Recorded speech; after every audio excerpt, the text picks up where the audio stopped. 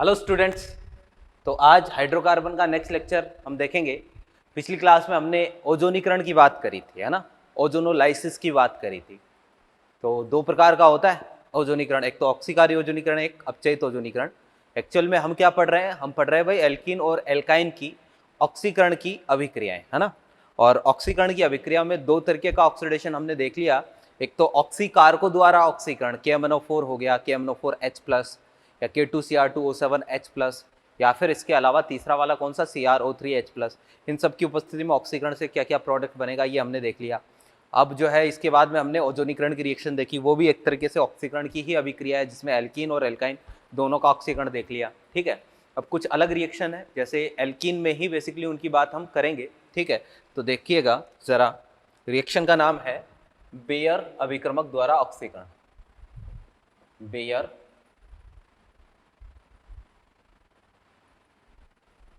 अभिक्रमक क्रमक, भाई ये स्पेलिंग देख लेना, क्रमक, अभिक्रमक द्वारा ऑक्सीकरण।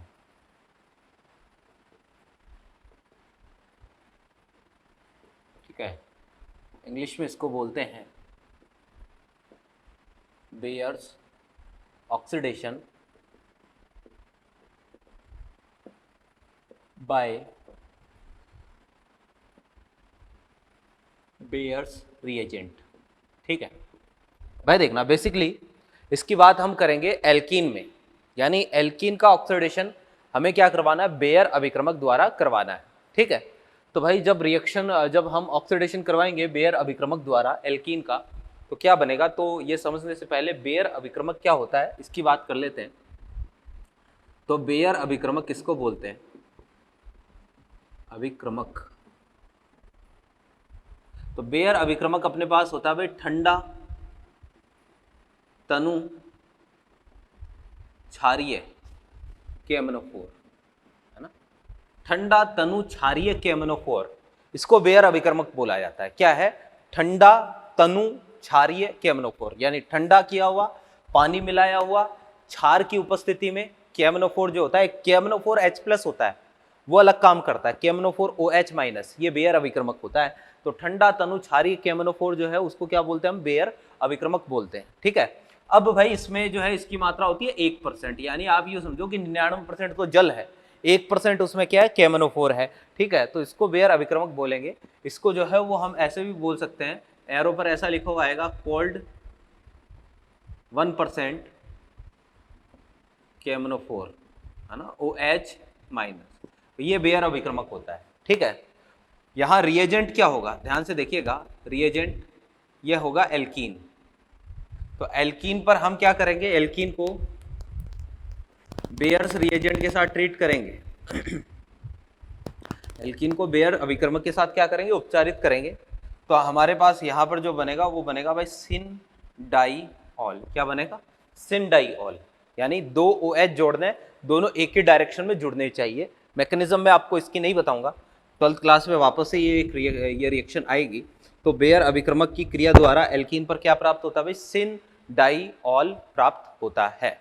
ठीक है, यानी एक तरीके से इस रिएक्शन में समपक्ष योग होता है। कैसा होता है भाई, समपक्ष योग। क्लियर है, यानी दोनों OH जो जुड़ेंगे वो एक ही डायरेक्शन में जुड़ेंगे।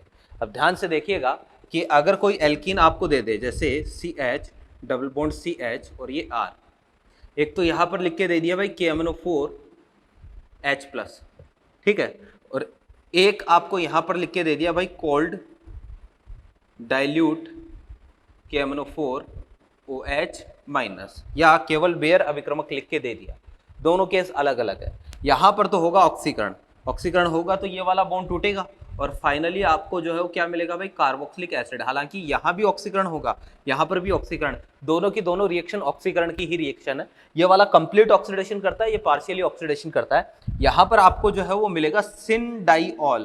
कहने का मतलब है यहां पर जो एक बॉन्ड है ना, ये तोड़ोगे, एक वैलेंस इसकी खाली, एक वैलेंस इसकी खाली, दोनों की एक एक वैलेंस खाली होगी, तो CH और CH और ये R, यहाँ आ जाएगा OH और यहाँ पर भी OH, ये वाला बनेगा। इसको क्या बोलते हैं, सिन डाई ऑल, क्योंकि दोनों OH एक ही डायरेक्शन में है, तो सिन डाई ऑल ये बनेगा।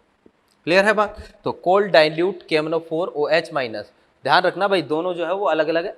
ये वाली रिएक्शन ऑक्सीडेशन की, कंप्लीट ऑक्सीडेशन, ये एक तरीके से पार्शियल ऑक्सीडेशन है, सिन डाइऑल बनाने का काम करता है। ठीक, अब देखना जरा क्वेश्चन कैसे आ सकता है, हम तो उसकी बात करेंगे। अच्छा एक चीज और, कि जो काम बेयर अभिक्रमक करता है वो काम एक और करता है, एक और रिएजेंट होता है, जैसे RCH डबल बॉन्ड CH और ये R, एक तो बेयर अभिक्रमक के साथ रिएक्शन करवा दो, बेयर्स रिएजेंट, तो बेयर्स रिएजेंट के साथ इसको ट्रीट करोगे तो RCH और ये OH और ये CH और ये OH और ये R, एक तो ये बनेगा बेयर अभिक्रमक के साथ ट्रीट करोगे तो। एक अगर आप इसको क्या करते हो, एक अपने पास होता है भाई OSO4 जिसको बोलते हैं हम ऑस्मियम टेट्रा ऑक्साइड, क्या नाम होता है, ऑस्मियम टेट्रा ऑक्साइड। और सेकंड स्टेप में अगर यहाँ पर लिख के दे दे आपको NaHSO3, तो बिल्कुल ये वाला जो रिएजेंट है ये भी वही काम करता है जो बेयर अभिक्रमक, यानी ये दोनों जो है वो सिन डाइऑल बनाने का काम करता है। यहाँ पर भी सिन डाइऑल और यहाँ पर भी क्या बनेगा, सेम कंपाउंड बनेगा OH और OH और ये R, यानी यहाँ पर भी सिन डाइऑल, दोनों में सिन डाइऑल और सिन डाइऑल प्राप्त होगा। क्लियर है बात, है ना। तो ये लिख के दे दे चाहे ये लिख के दे दे, हमें क्या बनाना होता है, सिन डाइऑल ही बनाना होता है। एंटी डाइऑल बनाने का भी एक तरीका होता है, यानी अगर आप चाहते हो दोनों OH अपोजिट डायरेक्शन में जुड़े तो ये भी हम बना सकते हैं, लेकिन उसके लिए अलग रिएजेंट चाहिए, उसकी बात जस्ट इसके बाद में करने वाले हैं। तो देखिएगा जरा क्वेश्चन कैसे आएगा, इसको तो मैं मिटा रहा हूं।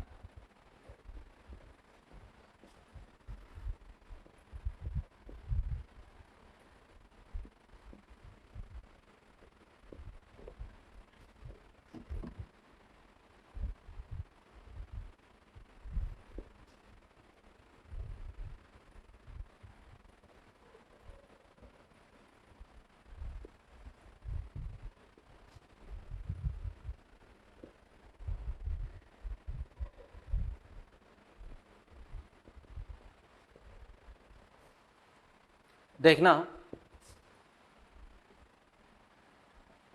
भाई क्वेश्चन कैसे आएगा, जैसे मैंने आपको ये दे दिया और यहां पर लिख के दे दिया भाई बेयर अभिक्रमक, बेयर अभिक्रमक,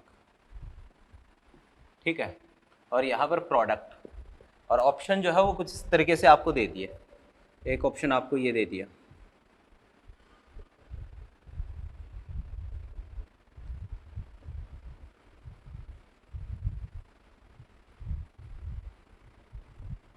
ठीक है, एक ऑप्शन मैंने आपको ये वाला दे दिया,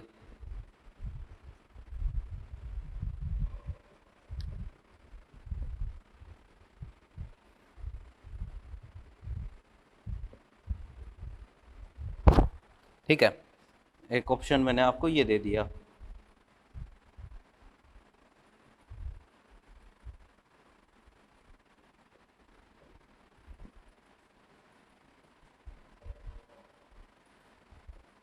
ठीक है, और एक ऑप्शन ये अपने पास हो गया जैसे,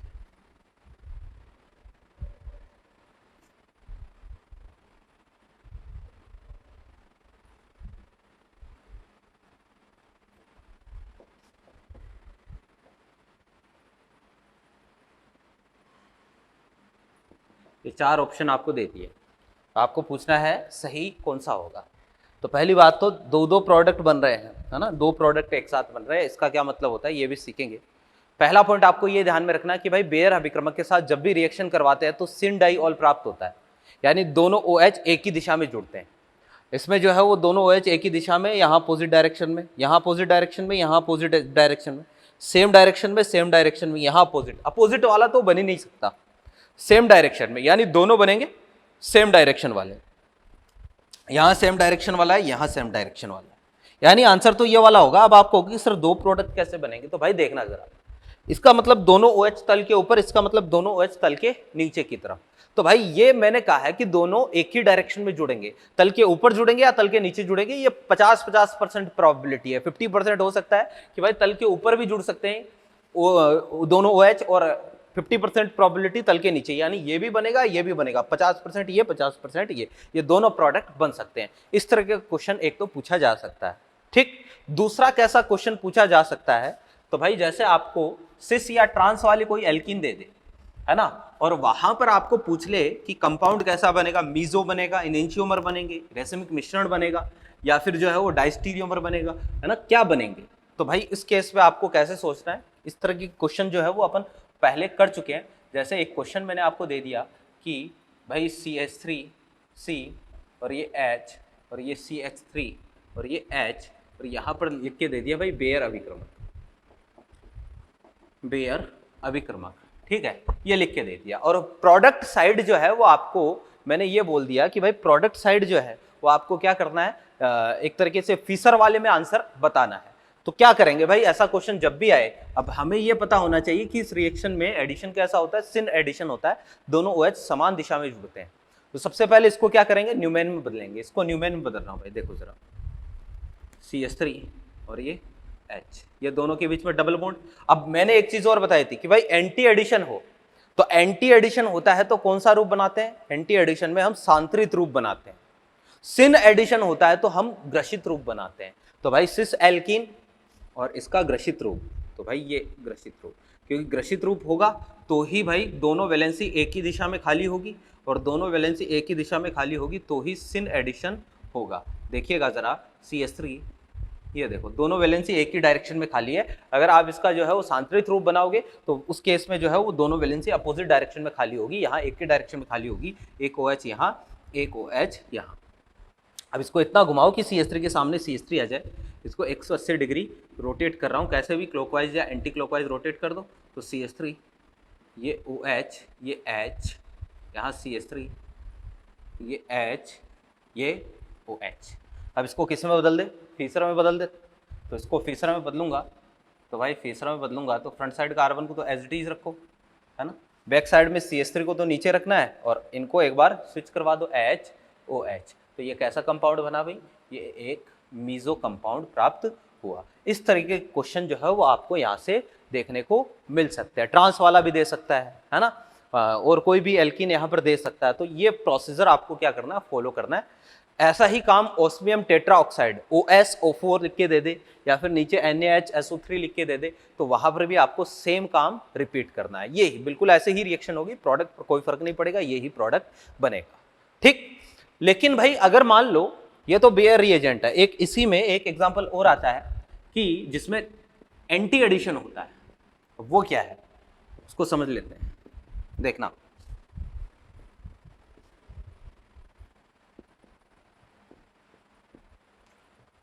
इसमें एक एग्जांपल और आता है जिसमें एंटी एडिशन होता है। तो भाई हमारे पास जैसे मान लो ये कोई एल्कीन आपको दे दी, CH डबल बॉन्ड CH और ये R, है ना, यार एल्कीन पर अगर यहाँ पर कोई पर एसिड लिख के दे दिया, क्या पर एसिड, पर एसिड का मतलब है परऑक्सी एसिड, परऑक्सी एसिड लिख के दे दिया। परऑक्सी एसिड का मतलब एक तरीके से हो गया जिसमें परऑक्साइड लिंकेज उपस्थित हो, peroxide linkage, oxygen single bond oxygen linkage उपस्थित हो, उसको हम परऑक्साइड लिंकेज बोलेंगे। तो एक ऐसा कोई एसिड लिख के दे दिया जिसमें पर एसिड, जिसमें परऑक्साइड लिंकेज हो। कहने का मतलब है जैसे ये एक कार्बोक्सिलिक एसिड है RCOOH, ये तो कार्बोक्सिलिक एसिड है। अगर यहाँ पर एक और ऑक्सीजन लगा दूं O और ये H, तो ये एक परऑक्सी एसिड होगा क्योंकि इसमें परऑक्साइड बॉन्ड है। तो इसको मैं ऐसे भी लिख सकता हूं RCOOOH, ऐसे भी, क्योंकि 3 ऑक्सीजन आ गए ना बीच में, है ना। तो भाई आप इसको ऐसे लिख सकते हो, या इसको ऐसे भी लिख सकते हो RCO3H, ऐसे भी लिख सकते हो। ये लिखने का तरीका, R कुछ भी हो सकता है, R की जगह PH हो सकता है, यानी फेनिल हो सकता है, CH3 हो सकता है, या H हो सकता है, ठीक है। जैसे मान लो अगर मैं यहाँ पर, अच्छा ये तो पहले स्टेप पे रिएक्शन करवाने, सेकंड स्टेप में आपको इसका हाइड्रोलाइसिस करवाना है ना, H2O के साथ एक तरीके से आप इसको तोड़ोगे, हाइड्रोलाइसिस करवाओगे, तो फाइनली प्रोडक्ट के तौर पर क्या मिलेगा आपको, प्रोडक्ट के तौर पर आपको मिलेगा भाई ये एंटी डाइऑल, है ना, विसिनल डाइऑल है, आजू बाजू वाले कार्बन पर OH है ना, तो इसको बोलेंगे हम एंटी विसिनल डाइऑल, ठीक है। यानी पहले वाला बन रहा था सिन विसिनल डाइऑल, उसको सिन डाइऑल बोल दो, या विसिनल भी हम जोड़ सकते हैं। विसिनल बेसिकली काम में आता है पड़ोसी कार्बन के लिए, आजू बाजू वाले, तो दोनों OH यहाँ पर अपोजिट डायरेक्शन में जुड़ते हैं, ठीक है।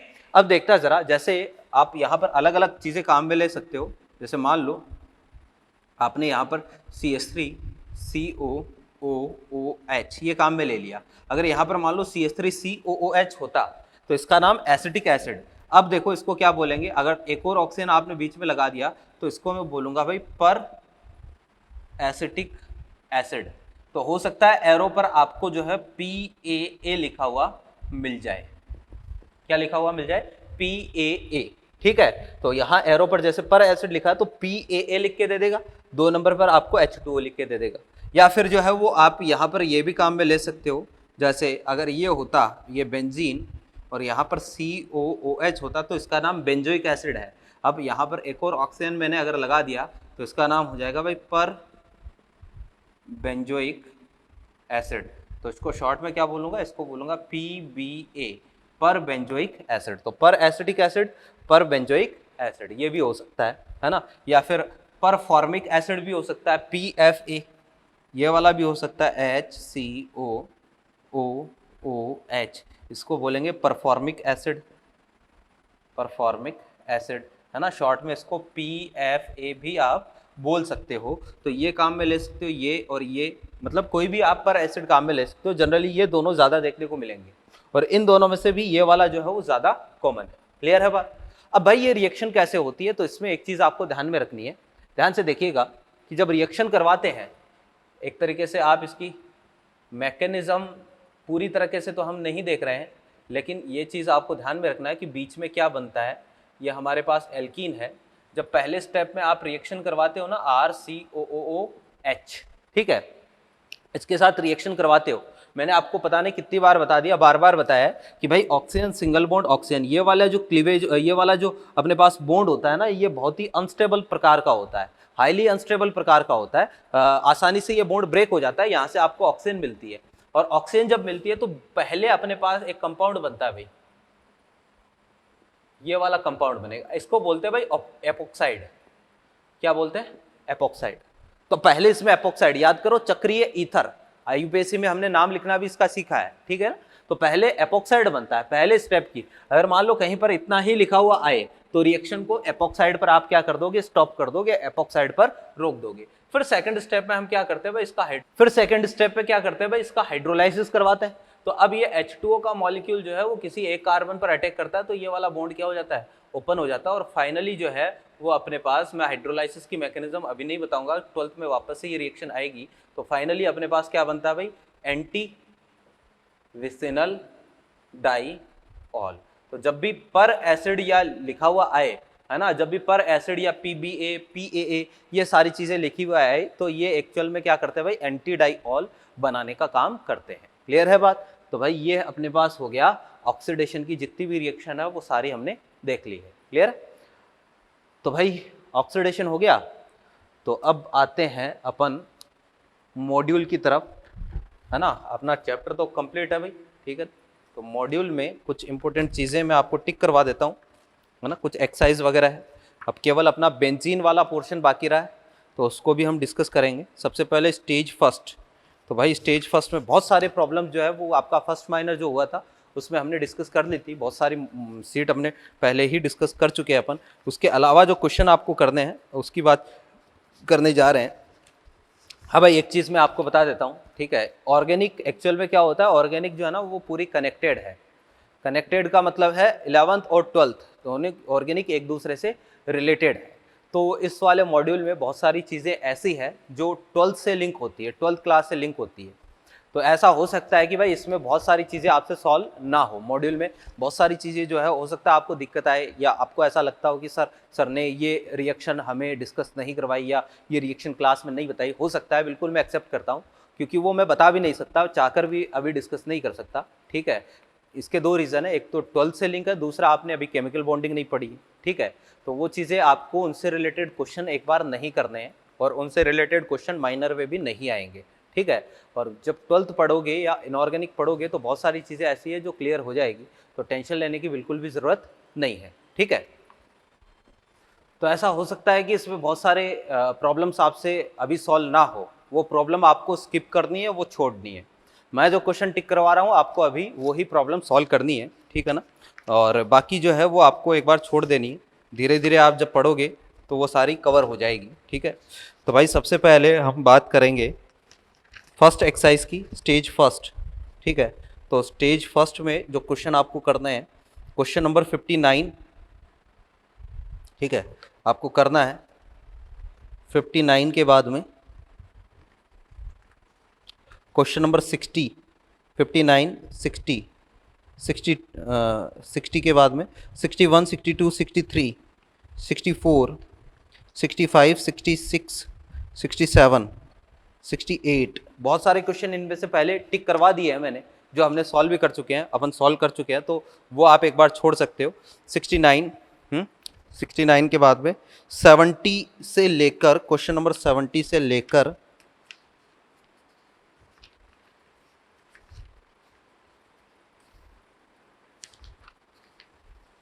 179, 70 से लेके 179 तक के सारे क्वेश्चन आपको करने हैं, है ना।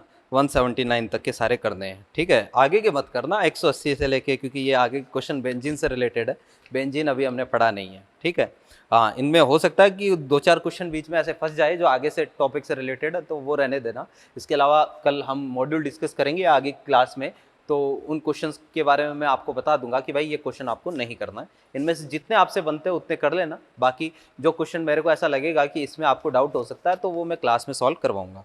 ठीक है, फिर स्टेज सेकंड में आ जाओ। स्टेज सेकंड में क्वेश्चन नंबर 1 से लेकर, हाँ बिल्कुल 1 से लेकर आपको जो क्वेश्चन करने हैं ना 30 तक के करने हैं। 1 से 30 तक के क्वेश्चन आपको करने हैं। 31 नंबर का क्वेश्चन आपको नहीं करना है। फिर आपको जो है वो 32 नंबर क्वेश्चन भी नहीं करना है। फिर 33 से लेकर 48 तक के क्वेश्चन आपको करने हैं। ठीक है, यानी 2 क्वेश्चन एक तरीके से नहीं करना है। स्टेज थर्ड में क्वेश्चन नंबर सेकंड नहीं करना है।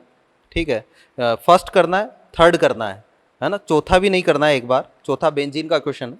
फिर क्वेश्चन नंबर 5, 6, 7, 8, 9, 10, 11 और 12, फिर 12, 13, 13 तक करने। ठीक है, फिर 13 के बाद में आपको जो क्वेश्चन करना है 19, 20। ठीक है, 19, 20, 21, 23, 24, 24 के बाद में क्वेश्चन नंबर 30, 32, 32, 33, 34, 35, 37, 38 और फिर 41, 42, 41, 42, 43, है ना, 43 के बाद में 47 और 48 ये क्वेश्चन करने हैं। बेंजीन वाले क्वेश्चन में स्किप करवा रहा हूँ क्योंकि वो टॉपिक अभी अपन स्टार्ट करेंगे। स्टेज फोर्थ में आपको जो क्वेश्चन करने हैं 1 से 5 क्वेश्चन करना है। 1 से 4, पांचवा मत करना, पांचवा बेंजीन का है। ठीक है, फिर इसके बाद में आप कीजिएगा क्वेश्चन नंबर 7 से 9, 7, 8, 9, है ना। फिर क्वेश्चन नंबर आप कर लेना 12, 13।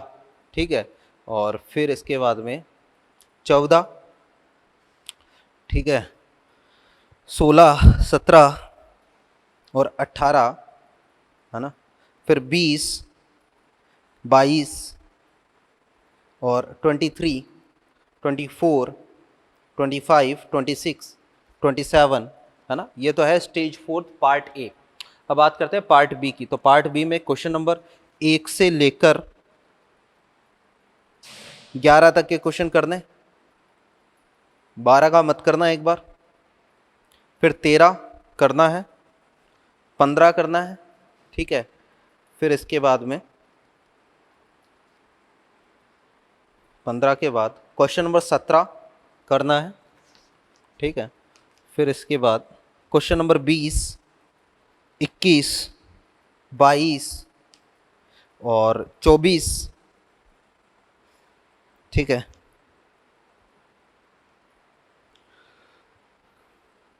ट्वेंटी 27, क्वेश्चन नंबर 24 के बाद 27, 28, 29।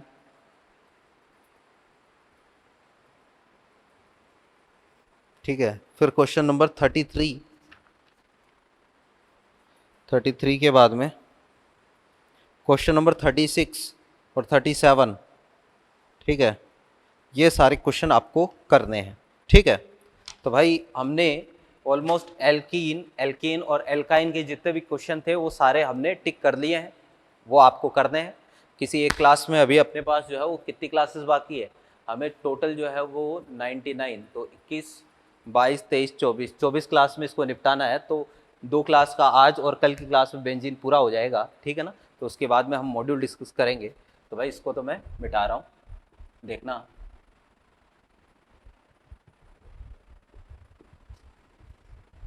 बेंजीन स्टार्ट करते हैं भैया। बेंजीन के बारे में वैसे तो हम जानते हैं बेंजीन क्या है ना। अनुनाद जो पढ़ा था हमने वो भी बेसिकली बेंजीन में ही पढ़ा था। बेंजीन का एग्जांपल लेते हुए ही हमने अनुनाद की बात करी थी।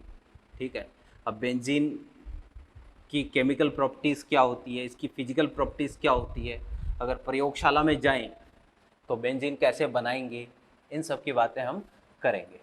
बेंजीन की बहुत सारी रिएक्शंस ऐसी है जो हम बीच बीच में पढ़ चुके हैं, ठीक है ना। देखना जरा,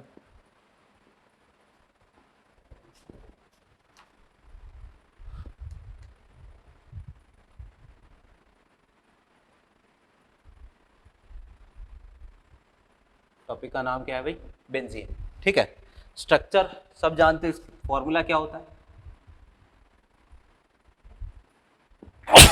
फॉर्मूला होता है C6H6। स्ट्रक्चर इसकी भाई बेसिकली हम देते हैं ऐसी, ये स्ट्रक्चर होती है बेंजीन की, है ना। या फिर इसकी स्ट्रक्चर को हम ऐसा भी बना सकते हैं। ठीक है, ये दोनों की दोनों बेंजीन की अनुनादी संरचनाएं हैं, ठीक है ना। और अनुनादी संरचनाएं जो है, ये अनुनादी संरचनाएं जो है ये केकुले ने दी थी, तो केकुले की संरचनाएं। अब देखना, बेंजीन की जो एक्चुअल स्ट्रक्चर होती है या किसी भी मॉलिक्यूल की अनुनादी संरचनाएं जो होती है वो इसकी अवास्तविक संरचनाएं होती है, काल्पनिक संरचनाएं होती है। वास्तविक संरचना को हम क्या बोलते हैं, अनुनादी संकर बोलते हैं। अब इसके बाद में जो है वो एक और हम बेंजीन की स्ट्रक्चर को ऐसे भी बना सकते हैं भाई। एक तो ये हो गई, ये पहले भी मैंने शायद बात करी होगी, नहीं करी तो अभी मैं बता देता हूं आपको। ये भी बेंजीन की ही स्ट्रक्चर्स होती है।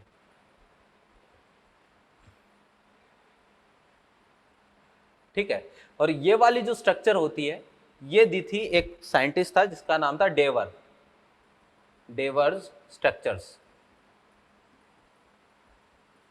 ठीक है, तो डेवर ने ये स्ट्रक्चर दी थी।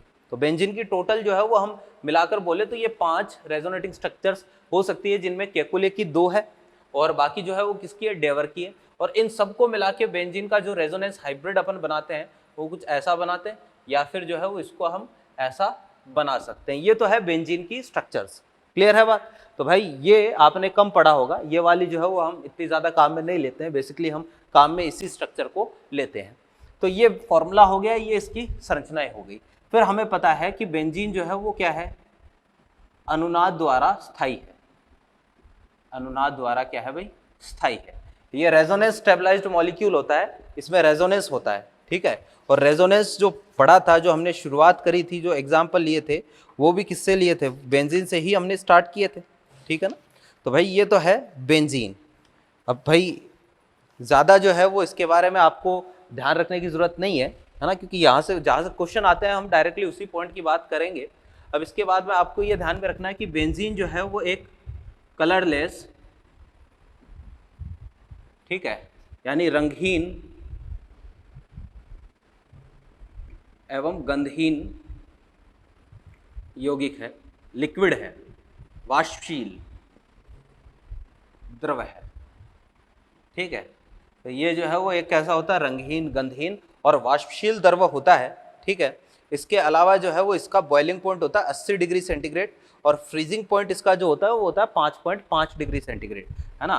बॉइलिंग पॉइंट जो है वो इसका कितना होता है भाई, 80 डिग्री सेंटीग्रेड, और फ्रीजिंग पॉइंट जो है वो कितना होता है, 5.5, यानी एक तरीके से 5.5 डिग्री सेंटीग्रेड पर सॉलिड में कन्वर्ट हो जाता है, और 80 डिग्री सेंटीग्रेड पर ये जो है वो किस में कन्वर्ट हो जाता है, एक तरीके से आप जो है वो 80 डिग्री सेंटीग्रेड पर वेपराइज हो जाता है। इसको गंधहीन नहीं बोल सकते, गंधहीन नहीं होगा, एरोमेटिक है, इसमें एक स्पेशल गंध होती है, तो गंधहीन नहीं, रंगहीन और वाष्पशील आपको ध्यान में रखना है। कलरलेस होता है, वाष्पशील होता है, बॉइलिंग पॉइंट इतना हो गया और फ्रीजिंग पॉइंट इतना हो गया।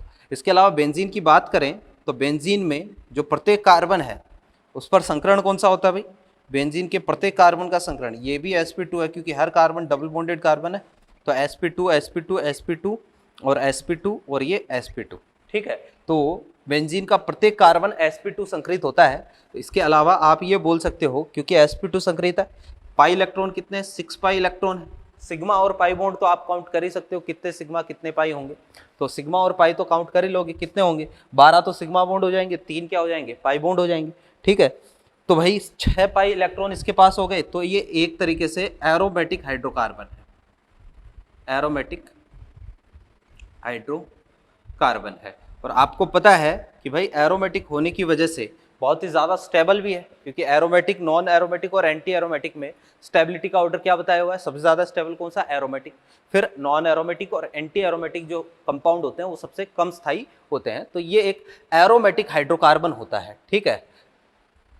तो भाई एरोमेटिसिटी होने की वजह से, हालांकि इसमें डबल बॉन्ड है, इसमें पाई बॉन्ड है, ठीक है, तो पाई बॉन्ड है, लेकिन फिर भी ये एल्कीन के जैसी रिएक्शंस नहीं देता है ना। ये जैसे एल्कीन की अभिलाक्षणिक अभिक्रिया कौन सी थी, EAR, इलेक्ट्रोफिलिक एडिशन रिएक्शन थी, यानी कि क्या हो रहा था, कोई इलेक्ट्रोफाइल आ रहा था, वो इस डबल बॉन्ड तो ब्रेक हो रहा था और यहाँ इलेक्ट्रोफाइल कहीं पर जुड़ रहा था। ये कहाँ पर हो रहा था, ये बेंजीन में, ये एल्कीन में अपने पास हो रहा था, लेकिन भाई यहाँ ऐसा नहीं होता है, बेंजीन की रिएक्शंस थोड़ी सी अलग होती है। किस प्रकार की रिएक्शंस ये देता है इसकी बात हम आगे करेंगे। इसके अलावा इसमें क्या होता है कि भाई अनुनाद के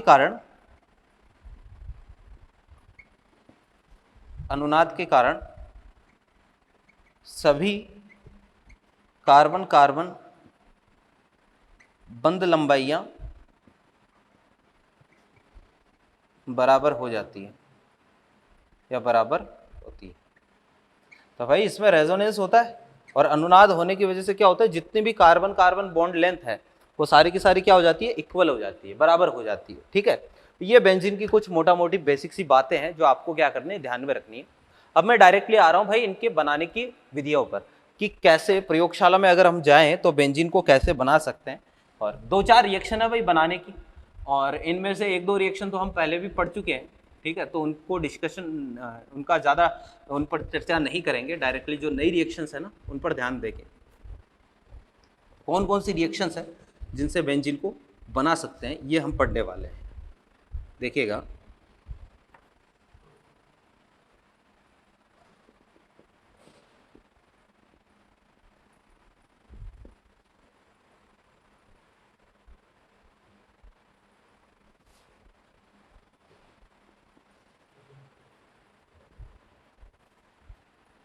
हाँ भैया,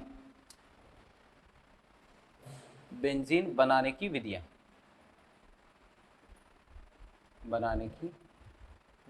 पहले तो मैं ये बता देता हूं कि भाई कौन कौन सी रिएक्शंस हम पढ़ चुके हैं, ठीक है। बेंजीन बनाने की कौन कौन से मेथड हमने डिस्कस कर लिए। सबसे पहला फ्रॉम एसिटिलीन, ठीक है, ये डिस्कस हमने कर ली है। ये एसिटिलीन होता है, 3 मॉलिक्यूल आपको इसके काम में लेने, और इसको क्या करवाना भाई, रक्त तप्त नलिका, रक्त तप्त आयरन नलिका, याद आया कुछ, इधर से सोना डालो इधर से आलू निकालो, है ना, या इधर से आलू निकालो इधर से सोना। तो वो ये है कि भाई रक्त तप्त आयरन नलिका में से इधर से एसिटिलीन डालो और इधर से क्या होगा, इसका त्रिलकीकरण होगा और क्या बनेगा, बेंजीन बनेगा। रिएक्शन का डिस्कशन हम पहले कर चुके हैं, इसलिए ज़्यादा बात नहीं करेंगे। तो बेंजीन बनाने का एक तो मेथड ये हो गया। एक मेथड अपने पास ये होता है फ्रॉम डीकार्बोक्सिलेशन, ठीक है, ये रिएक्शन भी हम पढ़ चुके। विकार्बोक्सिलीकरण द्वारा, विकार्बोक्सिलीकरण द्वारा, ठीक है, विकार्बोक्सिलीकरण से भी हम क्या कर सकते हैं, बेंजीन बना सकते हैं। विकार्बोक्सिलीकरण का मतलब क्या बताया था, CO2 का बाहर निकलना। तो अगर मैं क्या करूं भाई, ये अपने पास बेंजोइक एसिड है, ठीक है, इसको एक सिंपल सा काम है, आप गर्म कर दो इसको NaOH और CaO के साथ इसको क्या कर दो, हीट कर दो। तो यहाँ से क्या हो जाएगी, CO2 बाहर हो जाएगी और पीछे जो है ये H जुड़ जाएगा, क्या बनेगा भाई, बेंजीन बनेगी। तो विकार्बोक्सिलेशन से विकार्बोक्सिलीकरण की रिएक्शन जो है उससे भी हम कुछ इस तरीके से बेंजीन बना सकते हैं। ठीक है, फिर देखिएगा, तो ये दोनों रिएक्शन जो है वो पहले हम पढ़ चुके हैं। दो रिएक्शन और है, ठीक है। एक है भाई अपने पास तीसरी रिएक्शन, साइक्लाइजेशन ऑफ एल्केन, ये भी हम पढ़ चुके हैं। इस रिएक्शन को जो है वो एल्केन के चक्रीकरण द्वारा, एल्केन के चक्रीकरण द्वारा, या इसको जो है वो हम क्या बोलते हैं, एरोमेटाइजेशन भी बोलते हैं, एरोमेटाइजेशन, ये भी हम डिस्कस कर चुके हैं। कब, याद दिलवाते हैं, एन हेक्सेन काम में लो, एन हेक्सेन, इसको जो है वो आप Al2O3 और Cr2O3 या MnO2 के साथ क्या कर दो, हीट कर दो 500 से 700 डिग्री सेंटीग्रेड टेम्परेचर पर, है ना। और प्रेशर जो है यहाँ पर 10 से 20 एटमॉस्फेरिक प्रेशर, याद आया कुछ, रिएक्शन हम पढ़ चुके हैं। तो एन हेक्सेन अगर काम में लोगे, 6 कार्बन अगर काम में लोगे, तो 6 कार्बन का जो एरोमेटिक कंपाउंड बनेगा वो कौन सा होगा, बेंजीन होगा। तो यहाँ पर जो है क्योंकि बेंजीन बना रहे, तो भाई ये रिएक्शन भी हम पहले डिस्कस कर चुके हैं, एल्केन में हमने डिस्कस करी है।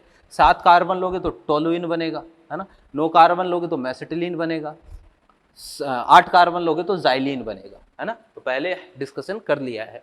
चौथी रिएक्शन जो है उसके बारे में भी हम पहले डिस्कस कर चुके हैं, और ये है भाई फ्रॉम GR। GR का मतलब है ग्रिग्नार्ड रिएजेंट, यानी ग्रिग्नार अभिक्रमक द्वारा। तो ग्रिग्नार अभिक्रमक द्वारा, तो भाई ग्रिग्नार अभिक्रमक से भी हम क्या कर सकते हैं, बेंजीन बना सकते हैं। कैसे बनाएंगे, तो देखिएगा कि भाई क्या करना है, ये हमारे पास RMgX है। मैंने एक तरीका बताया था कि ग्रिग्नार अभिक्रमक की रिएक्शन किसी भी ऐसे कंपाउंड के साथ करवा दो जिसके पास एक्टिव हाइड्रोजन हो। तो कोई भी कंपाउंड हो जिसके पास कम से कम एक एक्टिव हाइड्रोजन हो, या एक्टिव हाइड्रोजन वाले कंपाउंड के साथ जब भी GR की रिएक्शन करवाएंगे तो हमेशा एसिड बेस रिएक्शन होगी। एसिड बेस रिएक्शन होगी H, और ये Z कुछ भी हो सकता है भाई, ज्यादा विद्युत ऋणी परमाणु Z होना चाहिए, यानी फ्लोरीन हो सकता है, ऑक्सीजन हो सकता है और नाइट्रोजन हो सकता है। तो इस पर नेगेटिव आएगा, इस पर पॉजिटिव आएगा, इस पर पॉजिटिव, इस पर नेगेटिव। तो एक तो बनेगा RH, साथ में Mgx, और ये Z क्या हो जाएगा, बाहर हो जाएगा। अब ग्रिग्नार्ड रिएजेंट में अगर R जो है वो आप क्या ले लो, फेनिल ले लो। जैसे R की जगह आपने ये ले लिया, फेनिल मैग्नीशियम हैलाइड ले लिया। R क्या ले लिया आपने, ये ले लिया। अब यहाँ पर कोई भी एक्टिव हाइड्रोजन वाला कंपाउंड हो, H और Z हो, तो क्या बनेगा भाई, हमारे पास एक तो बेंजीन बनेगा ही बनेगा, साथ में Mgx, और ये Z क्या हो जाएगा, बाहर हो जाएगा। ये सारे मेथड जो है वो हम पहले डिस्कस कर चुके हैं। क्लियर है। एक छोटी सी रिएक्शन और है जो हमने डिस्कशन तो नहीं किया। अब जो रिएक्शन बताने जा रहा हूं ना मैं, 2-3 रिएक्शन आपको बताऊंगा, ये 12th क्लास की रिएक्शन है, 12th क्लास में वापस से आएगी। और बेंजीन जो है इसमें आपको क्या करना है, ये रिएक्शन ध्यान में ही रखनी है, याद रखनी है। हालांकि बेंजीन बनाने की जो मेथड्स है ना, बेंजीन बनाने की जो विधियां हैं, इनसे ज्यादा क्वेश्चन नहीं आते हैं। क्वेश्चन कहां से आएगा, सबसे ज्यादा क्वेश्चन इस रिएक्शन से पूछे जाते हैं कि भाई एसिटिलीन रक्त नलिका बन गया, ए की रिएक्शन इससे करवा दी, बी बना, बी की रिएक्शन इससे करवा दी, सी बना, ABC क्या होंगे, इस तरह के क्वेश्चन आते हैं। ठीक है ना।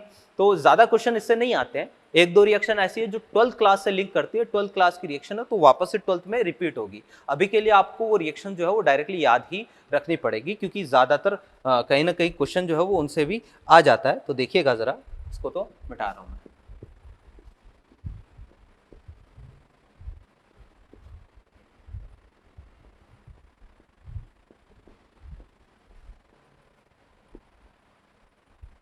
हाँ भैया, जैसे एक अपने पास रिएक्शन है, ठीक है ना, रिएक्शन का नाम है फ्रॉम फिनॉल। फिनॉल से हम क्या करेंगे, बेंजीन बनाएंगे। ठीक है। तो फिनॉल से बेंजीन कैसे बनाते हैं, ये हमारे पास फिनॉल है, OH, है ना, फिनॉल है। इसको क्या करना है, इसकी रिएक्शन आपको जिंक डस्ट के साथ करवानी है। जिंक डस्ट का मतलब होता है जिंक चूर्ण, पाउडर फॉर्म में जिंक, और इसको हीट करना है। तो जब हीट करते हैं तो यहाँ से डायरेक्टली ZNO क्या हो जाता है, ऐसे बाहर हो जाता है, और एक तो बन जाती है बेंजीन और साथ में जिंक ऑक्साइड। सिंपल सी रिएक्शन है बहुत ही, लेकिन अक्सर जो है वो पूछी जाती है, काफ़ी बार पूछी जाती है ये रिएक्शन। तो फिनॉल से बना सकते हैं, या फिर भाई बेंजीन सल्फोनिक एसिड से भी हम बना सकते हैं। देखिएगा क्या होता है कि अपने पास जो है फ्रॉम बेंजीन सल्फोनिक एसिड, तो इससे भी हम क्या कर सकते हैं भाई, बना सकते हैं। कैसे? ये होता है बेंजीन सल्फोनिक एसिड, SO3H, ठीक है। तो बेंजीन सल्फोनिक एसिड को अगर आपको क्या करना है, वाटर के साथ बहुत ही हाई टेम्परेचर पर क्या कर दो, इसको हीट कर दो, इसको जल के साथ क्या कर दो, हाई टेम्परेचर पर, हाई टेम्परेचर पर इसको हीट करोगे। अब इतना ज़्यादा हाई टेम्परेचर होगा, टेम्परेचर 100 से ज़्यादा, तो भाई क्या होगा, ये वाटर जो है वो स्टीम में बदल जाएगा, स्टीम का मतलब वाष्प में बदल जाएगा। तो आपको क्या करना है, बेंजीन सल्फोनिक एसिड में से वाटर की वेपर जो है वो पास करवानी है। तो जब वाटर की वेपर पास करवाओगे तो यहाँ पर एक तो बनेगा बेंजीन, और साथ में भाई अपने पास H2SO4, ये क्या हो जाएगा, बाहर हो जाएगा, ये रिएक्शन होती है, ठीक है ना। तो भाई ये हो गई अपने पास बेंजीन की कुछ रिएक्शंस। इसके अलावा 2-3 रिएक्शंस और है, उनकी बात भी हम कर लेते हैं, ठीक है। तो 2 रिएक्शन और है, उनकी भी बात हम कर लेते हैं। देखिएगा जरा, इसको तो मिटा रहा हूँ मैं। हाँ भाई, ये रिएक्शन जो बता रहा हूँ ना, 4 रिएक्शन तो ऐसी थी जो हमने पहले पढ़ ली है। अब 2-3 रिएक्शन ऐसी है जो 12th से लिंक करती है, तो ये आपको डायरेक्टली याद ही रखनी है ना।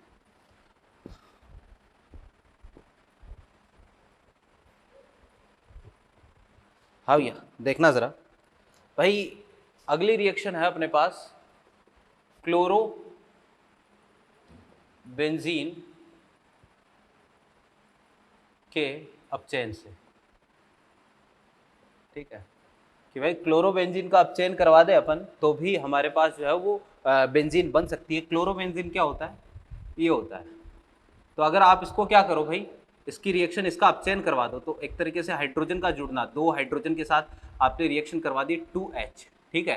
तो हाइड्रोजन के साथ रिएक्शन करवा दो निकिल एल्यूमिनियम, ठीक है ना, या sodium aluminium, nickel aluminium NaOH plus NaOH, ठीक है ना, इसके साथ रिएक्शन करवानी है, निकिल एल्यूमिनियम प्लस NaOH। ये अपचायक के तौर पर काम में आएगा।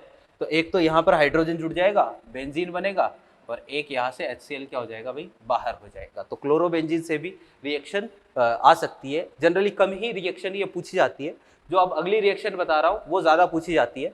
और भाई ये भी 12th की ही रिएक्शन है, बेंजीन डाई एजोनियम लवण द्वारा, ठीक है। भाई बेंजीन डाई एजोनियम लवण से हम क्या करेंगे, बेंजीन बनाएंगे। अब ये क्या होता है भाई, इस कंपाउंड को बेंजीन डाई एजोनियम लवण बोलते हैं, इसको हम बेंजीन डाई एजोनियम लवण बोलते हैं। ये वाला जो कंपाउंड होता है इसको बेंजीन डाई एजोनियम लवण बोलते हैं। इसको आप ऐसे भी प्रदर्शित कर सकते हो, इसको ऐसे भी लिख सकते हैं, इसको मैं ऐसे भी लिख सकता हूं N2X, ठीक है। आप इसको ऐसे भी लिख सकते हो, ये बेंजीन डाई एजोनियम सॉल्ट होता है। बाकी ये वाला जो कंपाउंड है, इस पर पूरा, इस कंपाउंड के बारे में पूरी डिटेल जो है वो 12th क्लास में दी गई है, अलग से दी गई, तो वहां आप इसके बारे में पढ़ोगे। अभी के लिए मैं बता देता हूं कि ये कंपाउंड जो है वो केवल 5 से 10 डिग्री सेंटीग्रेड पर ही स्टेबल होता है, ठीक है, या मतलब 10 डिग्री सेंटीग्रेड तक ही ये कंपाउंड स्टेबल होता है। इससे ज्यादा टेम्परेचर पर ये अपने आप क्या हो जाता है, टूट जाता है। इसमें अपने आप जो है वो नाइट्रोजन गैस यहाँ से क्या हो जाती है भाई, बाहर निकल जाती है। तो कंपाउंड जो है ये बहुत ही हाईली अनस्टेबल कंपाउंड होता है। एक क्रिस्टलीय कंपाउंड है, सफेद कलर का क्रिस्टलीय कंपाउंड होता है, ठीक है। तो ये बेंजीन डाई एजोनियम सॉल्ट होता है। अगर यहाँ पर एक्स काम में ले रहे हैं ना, तो इसको बोलते हैं बेंजीन डाई एजोनियम हैलाइड। अगर आप यहाँ पर जैसे क्लोरीन काम में ले लो तो इसको बोलेंगे बेंजीन डाई एजोनियम क्लोराइड, ठीक है। तो जैसे मान लो आपके पास जो है वो डाई एजोनियम क्लोराइड है, बेंजीन डाई एजोनियम क्लोराइड, बहुत ही इंपॉर्टेंट रिएक्शन अभी पूछी जाती है ना। अगर आप इसकी रिएक्शन करवा दो H3PO2 और साथ में H2O के मिश्रण के साथ, अगर आप इसकी रिएक्शन करवा देते हो, तो जब रिएक्शन होगी तो एक तो बनेगा भाई अपने पास बेंजीन, एक बनेगा H3PO3, एक बनेगा नाइट्रोजन और एक बनेगा HCl, ठीक है। ये रिएक्शन होगी। अब ये पूरी रिएक्शन आपको ध्यान में रखनी है, क्योंकि इसमें साइड प्रोडक्ट भी पूछ सकता है, H3PO3, यहाँ पर कौन सा एसिड बनेगा, नाइट्रोजन, HCl क्या बनेगा। पूरी रिएक्शन आपको डायरेक्टली क्या करनी है, याद रखनी है। इसके अलावा एक और रिएक्शन हो रहा है, बेंजीन डाई एजोनियम, बहुत ही इंपॉर्टेंट कंपाउंड है भाई ये, है ना, क्योंकि इस कंपाउंड से, जैसे ग्रिग्नार्ड वाली रिएक्शन जो मैंने बताई थी ना, तो बिल्कुल जैसे ग्रिग्नार्ड जो है वो हर जगह काम में आता है, हर चैप्टर में आएगी, ग्रिग्नार्ड की रिएक्शन हर चैप्टर में आएगी, ठीक है, चाहे वो हाइड्रोकार्बन हो, चाहे 12th का कोई भी चैप्टर हो। बिल्कुल ऐसे ही ये वाला कंपाउंड भी ग्रिग्नार्ड की तरह ही रिएजेंट, बहुत ही एक महत्वपूर्ण यौगिक है। अगर आप इसको क्या करो, SnCl2 प्लस NaOH द्वारा इसका क्या करवा दो भाई, अपचयन करवा दो। SnCl2 प्लस NaOH द्वारा इसका अपचयन करवा दिया। तो जब इसका अपचयन करवाओगे तो यहाँ से क्या होगा, एक तो बेंजीन बनेगी, एक नाइट्रोजन, और एक जो है यहाँ HCl गैस बाहर। तो ये 2-3 रिएक्शन है भाई अपने पास। ये सारी रिएक्शन जो है, चाहे ये फिनॉल वाली हो, बेंजीन सल्फोनिक एसिड की हो, और ये जितनी भी रिएक्शन है ये 12th से लिंक करती है। इससे पहले की जो रिएक्शन थी वो 11th की थी, है ना। तो ज़्यादातर क्वेश्चन 11th वाली से ही आएगा, है ना। और ये आप जो है वो 12th में डिटेल में इनके बारे में पढ़ोगे, इसकी मैकेनिज्म भी 12th में आप पढ़ोगे। क्लियर है बात। तो भाई ये हो गई बेंजीन बनाने की विधियाँ। 3-4 विधियाँ थी, ज़्यादा विधियाँ नहीं है। अब आते हैं बेंजीन के रासायनिक गुणों के तरफ। तो देखिएगा ज़रा बेंजीन के रासायनिक गुण, केमिकल प्रॉपर्टीज, ठीक है, देखना।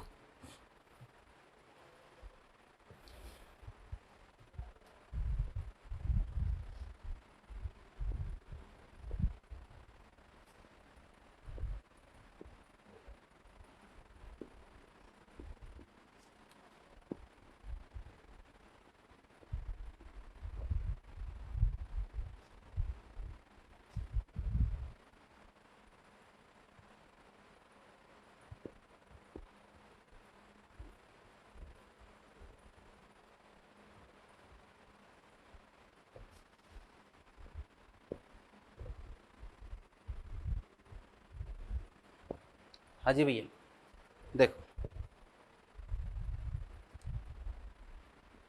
रासायनिक गुण,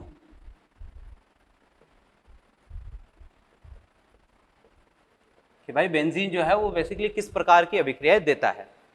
तो रासायनिक गुणों में आपको क्या ध्यान में रखना है भाई, देखना कि सबसे पहला तो पॉइंट ये है कि ये एक एरोमेटिक हाइड्रोकार्बन है, एरोमेटिक हाइड्रोकार्बन है, ठीक है।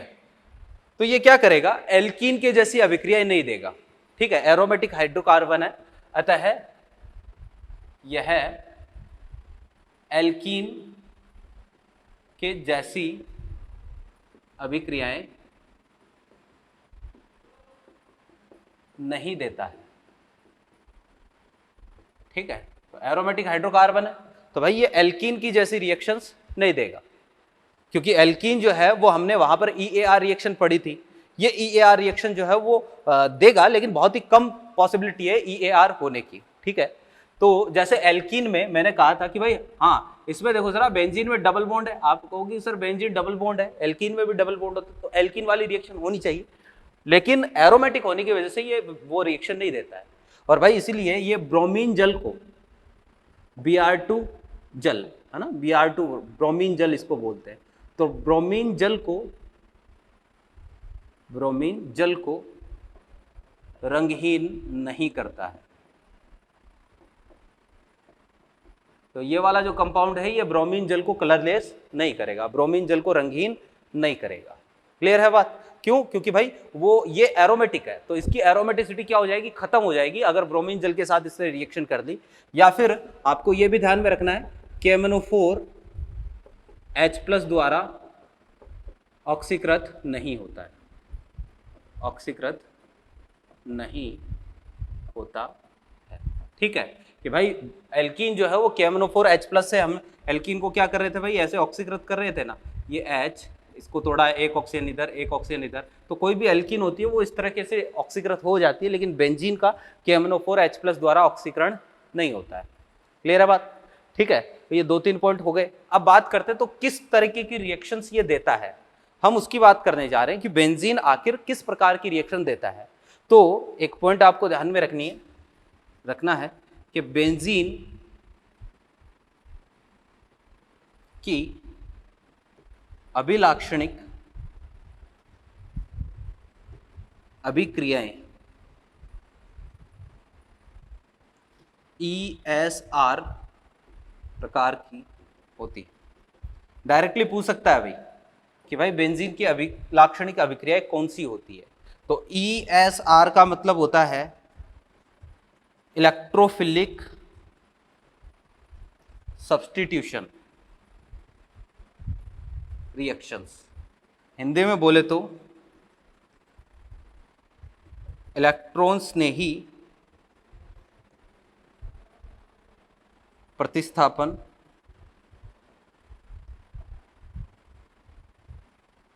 अभिक्रियाएं, ठीक है। तो इलेक्ट्रॉन्स ने ही प्रतिस्थापन अभिक्रियाएं जो है वो EAR, इसकी अभिलाक्षणिक अभिक्रियाएं होती है। ESR प्रकार की बेंजीन की ये अभिलाक्षणिक अभिक्रियाएं होती है। अब हमें क्या पढ़ना है, बिल्कुल इन्हीं रिएक्शंस के बारे में हम डिस्कशन करने वाले हैं। ESR रिएक्शन क्या होती है, ठीक है। तो देखिएगा जरा, थोड़ा सा डिस्कशन कर लेते हैं, बाकी तो हम कल की क्लास में पढ़ेंगे। मॉड्यूल के क्वेश्चन मैंने आपको टिक करवाई दिए हैं, है ना।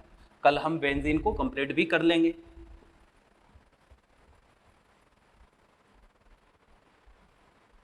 फिर 2 क्लास या 1.5 क्लास लगभग अपने पास रहेगी मॉड्यूल डिस्कशन के लिए, तो उसमें हम पूरा मॉड्यूल डिस्कस करेंगे, ठीक है।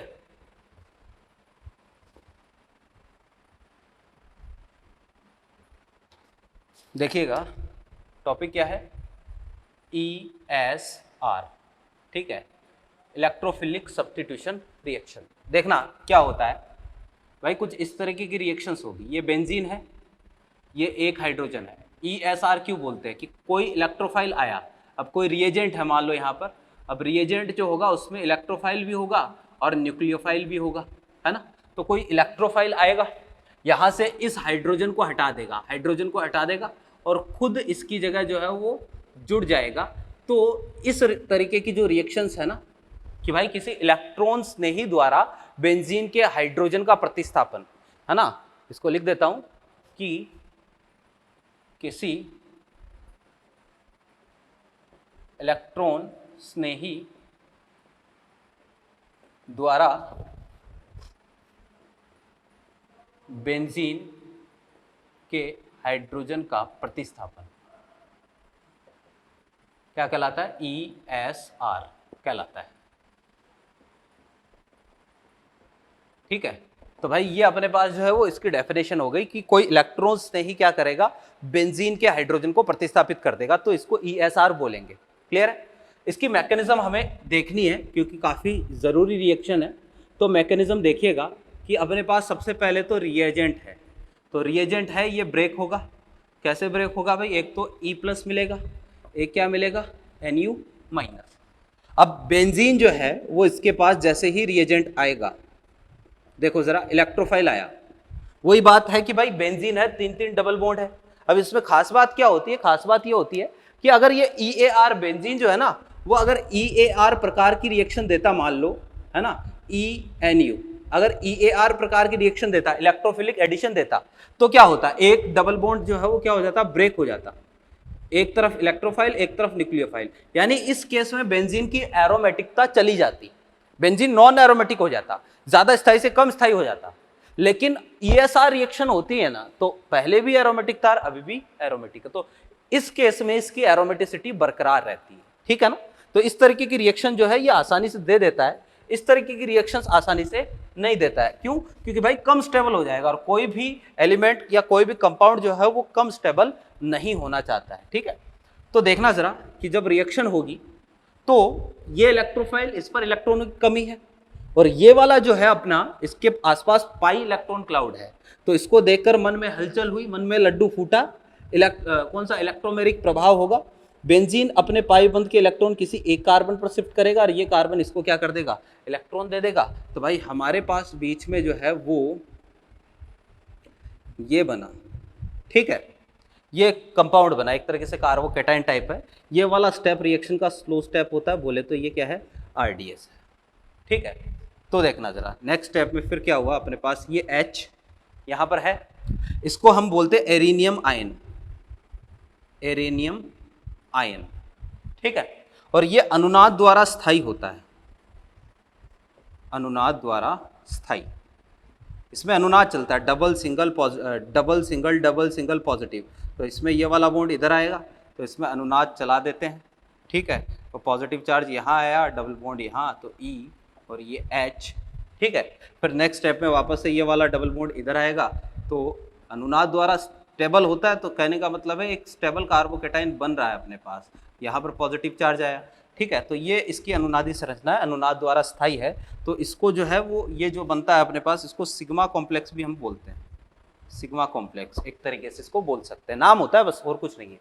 फिर नेक्स्ट स्टेप में क्या होगा, अब ये क्या करेगा, यहाँ से ये जो हाइड्रोजन है ना, ठीक है, ये न्यूक्लियोफाइल है, तो अब न्यूक्लियोफाइल को क्या चाहिए, पॉजिटिव चार्ज, तो ये न्यूक्लियोफाइल इस हाइड्रोजन पर अटैक करेगा, H+ को बाहर कर देगा और ये वाले बॉन्ड के इलेक्ट्रॉन यहाँ शिफ्ट हो जाएंगे, तो फाइनली हमारे पास जो है कंपाउंड तैयार हो जाएगा, ये लो जी, ठीक है। और साथ में Nu और ये H, ये क्या हो गया, बाहर हो गया। तो ये पूरी रिएक्शन होती है अपने पास, इसको क्या बोलते हैं भाई, ESR रिएक्शन, ठीक है। इसमें जो एरिनियम आयन होता है ये क्या होता है भाई, अपने पास अनुनाद द्वारा स्थायी होता है, ठीक है ना।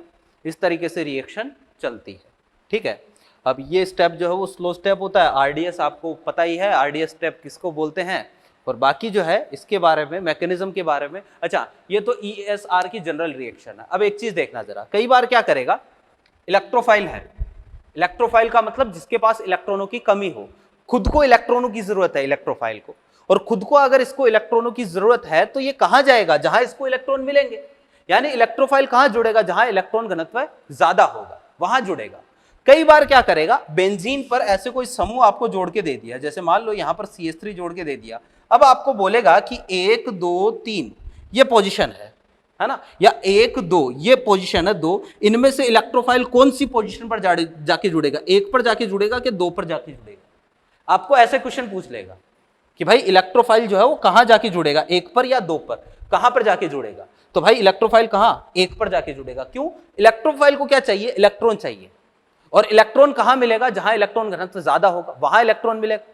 तो भाई देखना जरा, CH3 का 1 पर प्रभाव कैसा, +H, और यहाँ +I, तो +H की वजह से यहाँ इलेक्ट्रॉन घनत्व ज्यादा है, तो इलेक्ट्रोफाइल यहाँ आके जुड़ेगा। इस तरीके के बहुत सारे क्वेश्चन यहाँ से बनते हैं। ये मैकेनिज्म कल दोबारा देखेंगे, रिएक्शन कल मैं यहीं से स्टार्ट करूंगा, ESR ही अपनी हेडिंग होगी, और कल ही अपन इसके यहाँ से इस तरीके के जो क्वेश्चन है उनके बारे में भी डिस्कशन करेंगे। इसके अलावा कल हम ESR के एग्जाम्पल भी देखेंगे। बेसिकली 4 एग्जाम्पल होते हैं ESR के, हैलोजनीकरण, नाइट्रीकरण, सल्फोनीकरण और फ्रीडल क्राफ्ट रिएक्शन। चारों एग्जाम्पल, ये चारों जो एग्जाम्पल मैंने अभी बोले, हैलोजनीकरण, नाइट्रीकरण, सल्फोनीकरण और फ्रीडल क्राफ्ट, चारों एग्जाम्पल 12th के हर चैप्टर में आएंगे, 12th के हर चैप्टर में। तो इसको यहीं पर समझ लेना, आगे भी आते रहेंगे, है ना। और इसके अलावा इस पर खूब सारे क्वेश्चंस भी आपके मॉड्यूल में दिए गए हैं, उनकी चर्चा भी करेंगे, लेकिन कल। तो इसमें या इससे पहले कि किसी भी क्लास में आपको किसी भी प्रकार का कोई डाउट रहा हो, आप बात करें, डिस्कस करें, आपका डाउट बिल्कुल हम सॉल्व करने की कोशिश करेंगे। यहाँ से हम कंटिन्यू करते हैं नेक्स्ट क्लास में।